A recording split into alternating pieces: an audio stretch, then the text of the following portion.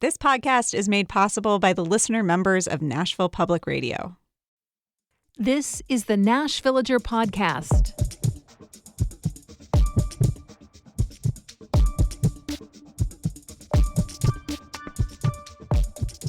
It's May 20th, 2025. On this day in 1996, the U.S. Supreme Court ruled that the state of Colorado could not bar local governments from enacting policies that protect the LGBTQ folks in their communities. Now, at first glance, that might sound like a close parallel to some things going on in Tennessee right now. But in truth, that comparison is complicated. I'm Nina Cardona, and this is your daily digest of what's happening around Middle Tennessee with historical context from Nashville Public Radio, WPLN News. Earlier this year, Governor Bill Lee signed a law making it a felony for local officials to vote in favor of policies that give sanctuary to undocumented immigrants. That's a bold move. Unsurprisingly, it upset advocates across the state, not to mention mayors and city council members upset at the idea that a yay or nay vote could land them in jail. It even caught the attention of the international press. And as you might imagine, the international attention reflected a lot of shock and criticism. One subheader used in the article that ran in the UK newspaper The Guardian quoted a Knoxville resident who called the law nothing more than fascism in disguise. Now, for those opposed to the measure, hearing that there is court precedent saying a state can't stop a local government from protecting people might sound promising. But there's also a lot of precedent for the federal government staying out of this kind of stuff. And that 1996 case is not a direct parallel to what's on the books now in Tennessee. See, the Colorado measure was struck down not because the court agreed to some kind of argument saying local government shouldn't be hemmed in by the state. Instead, the decision hinged on the constitutional rights of individual citizens. The ruling said that if citizens have a right to live free of discrimination, then the state can't essentially make a group of people a discriminated class by barring their local leaders from protecting them. And one really important word there is citizen. Folks without American citizenship are treated quite differently under American law. And the people at the heart of the Tennessee measure are citizens of other nations. But also, since that 1996 decision, states have passed a lot of other laws preempting local governments from going their own way. The Economic Policy Institute did a deep dive on that kind of law. Found that southern states are particularly likely to pass them. One example is the Tennessee law that bars any changes to historic monuments without state sign-off. And we're not the only formerly Confederate state to take that step, by the way. But also, in 2016, Birmingham tried to create a local minimum wage standard. But the state of Alabama made that illegal. And then in 2020, when Montgomery was moving towards establishing a new payroll tax to help pay for public services, the state moved even more quickly to take that taxation power away from local governments. The same year, Texas took to the courts to stop local governments in several cities from requiring employers to offer paid sick leave. And honestly, there are a bunch of examples of local governments thinking of ways they could legislate better pay or better conditions for the community's lowest paid workers. And then states just said no. It happened also in West Virginia, Florida, Kentucky, just to name a few. There are a few local examples, too. There was a time about a decade ago that Nashville tried to require contractors working for the city to hire local and low-income workers, especially folks from minority groups. That passed via a referendum, but the state made it illegal. And there was a time back in 2011 when Metro Council added sexual identity or orientation to the groups protected from discrimination in the city. But that was also made illegal by the state. I could go on. But suffice it to say, in 1996, the Supreme Court did strike down a preemption measure in Colorado. But since then, those laws have, if anything, only become more popular. And in recent years, the justice system hasn't been game to stop them. In just a few minutes, a conversation giving some context to the upcoming execution expected to take place this week. That's coming up after the newscast.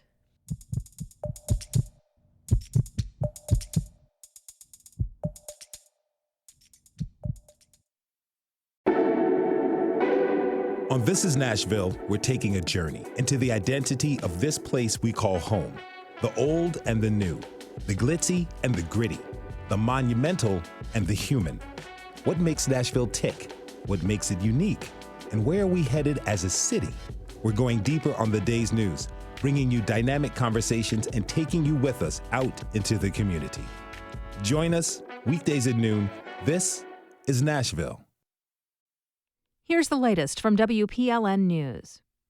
Public schools in Cheatham County closed at 11 o'clock yesterday morning after threats were called into multiple schools in the district. Students were sent home and after-school activities were canceled. Law enforcement officers examined each school using explosive sniffing dogs. They found no danger at any of the campuses. WKRN is reporting the suspect believed to be responsible for the threats is a 46-year-old man from Robertson County. He's been arrested and reportedly charged with 3 counts of mass violence.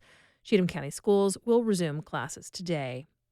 There have been 3 recent instances of scanners finding weapons carried into schools by Nashville students. The detectors are from a company called Evolve and were quickly deployed after the fatal shooting inside Antioch High School.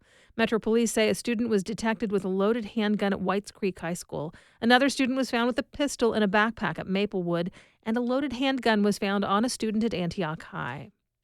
The recent ICE raids have left many Nashville families afraid to leave the house, even to take their kids to school.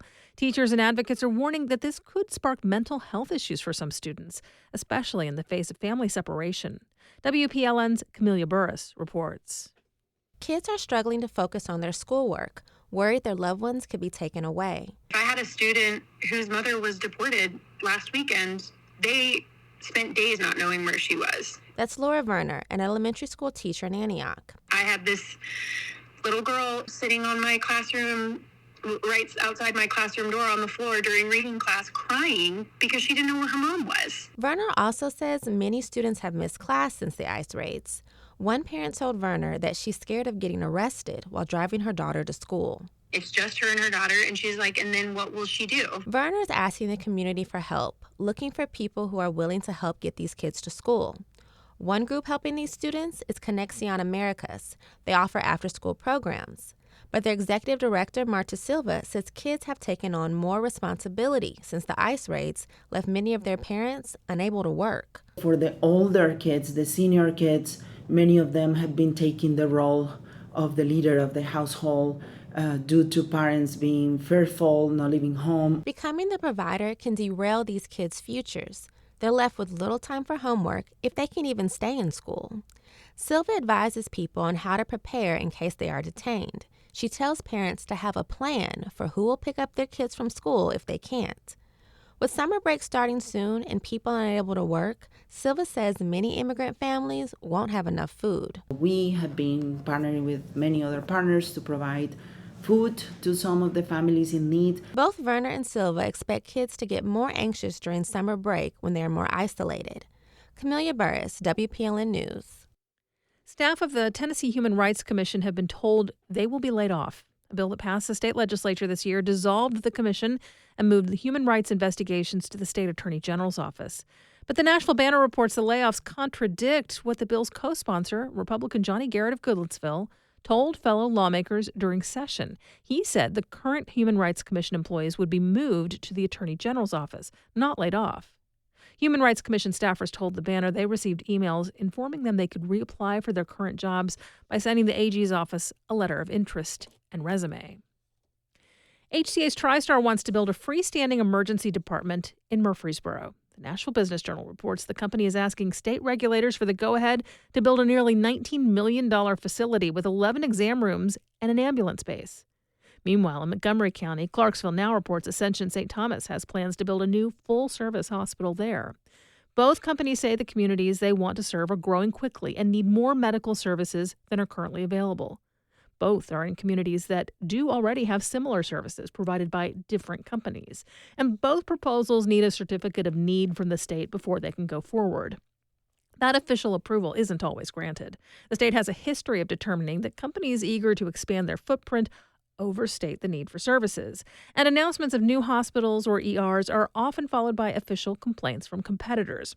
A Vanderbilt proposal to build a hospital in Rutherford County spurred a lengthy and heated dispute between all of the major regional medical providers, which ended up in court.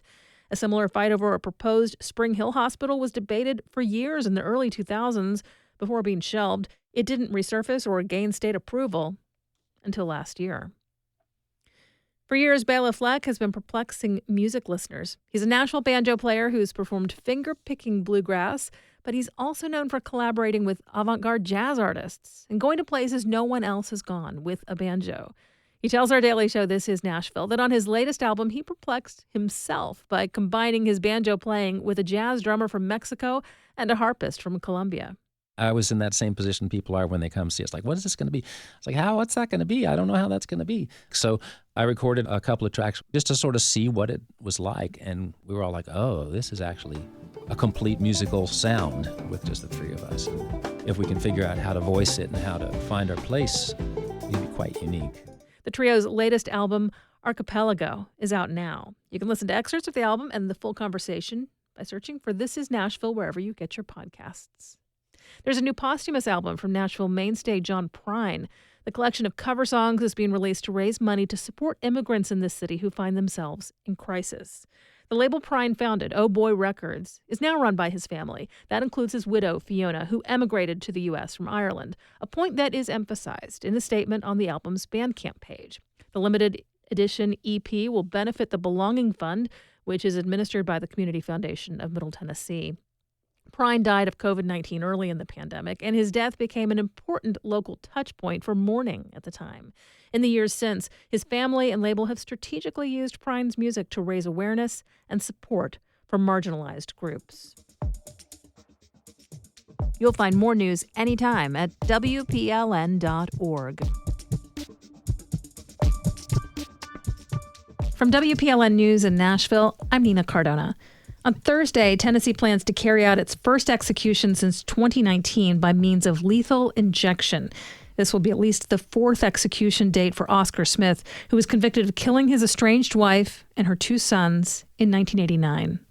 This execution marks the latest chapter in a back and forth that's lasted 25 years between the Tennessee Department of Correction and lawyers, advocates, and governors who have questioned the constitutionality of the state's execution protocols, even going so far as to call for moratoriums on executions altogether. So how did Tennessee get here? To answer that question, I'm joined by WPLN's criminal justice reporter, Paige Flaker, and health reporter, Catherine Sweeney. Now, like a lot of other states, Tennessee used to use the electric chair. Paige, when did the state start using lethal injection instead? Lethal injection became the primary method of execution here in Tennessee in 2000, but the state law allowed for people who are on death row who committed an offense prior to January 1999 to choose between electrocution or lethal injection. Robert Glenn Coe became the first person to be executed by lethal injection in Tennessee. His execution was the state's first in nearly 40 years. This was kind of the starting point, the inflection point for the state's ongoing saga with lethal injection and the fears about pain associated with it. Since then, it's gotten so intense that some people on death row have said in lawsuits that they would prefer death by firing squad over lethal injection. So over the years, there have been a lot of questions over the drugs that are used and where they were sourced. Catherine, first of all, what are the drugs involved? Yeah, so that depends on whether the state is using a 3-drug protocol or a 1-drug protocol at the time.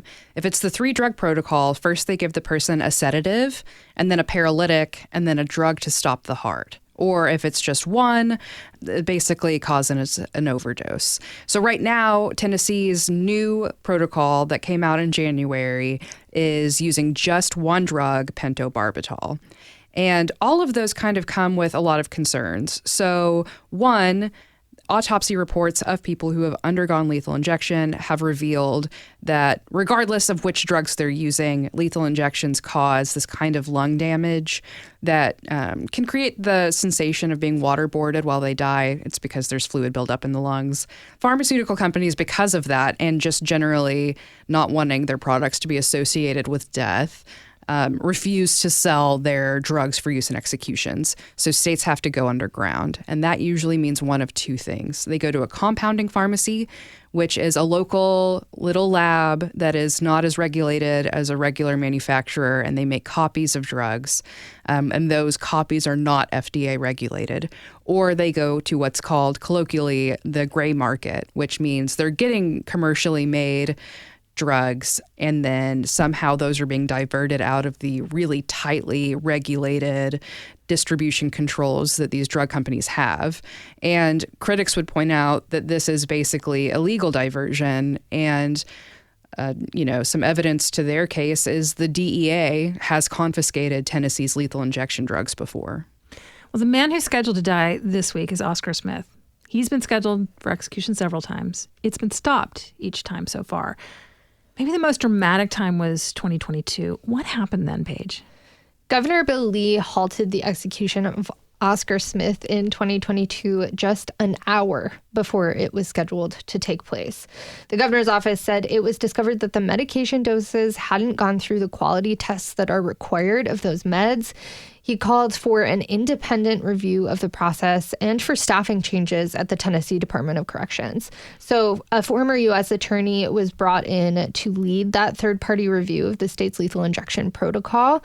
That U.S. attorney found that lethal injections in the last few years were not tested for what are called endotoxins and sometimes failed or weren't subject to the proper potency tests to make sure that when someone is being executed, they're not enduring pain. So here we are, a moratorium on executions in Tennessee that started during the Biden administration is now lifted in our second Trump era. How do those politics color things? They basically just make the whole process a little bit easier for Tennessee. So under the Biden administration, during its last week, the Justice Department put out a report saying pentobarbital is dangerous. We shouldn't be using it. The Biden administration never executed anybody. Just for some context, under the first Trump administration, the federal government was using pentobarbital. But yeah, this report said, we got to stop doing that. It's not safe. And then just a few days later, literally a few days later, Trump took over and he put out an executive order within 24 hours and said, we're bringing back executions federally and on the state level. And by bringing them back on the state level, we mean we're going to help states like Tennessee get a hold of execution drugs.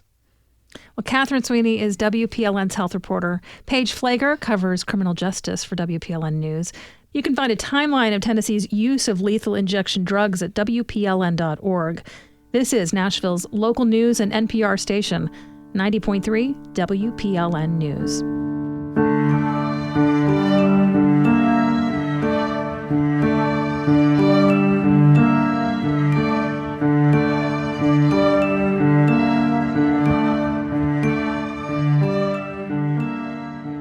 Thanks for listening to the Nash Villager podcast. We do this roundup of Nashville news every weekday, so subscribe in your favorite podcasting app to make sure you never miss an episode. And if you like this, you'll probably enjoy the Nash Villager newsletter too. You'll get perspective from more of my colleagues at Nashville Public Radio and links to the stories we're following. Sign up for those daily emails at WPLN.org/NashVillager. Thanks so much for listening. Let's make this day a good one, and we'll catch back up tomorrow.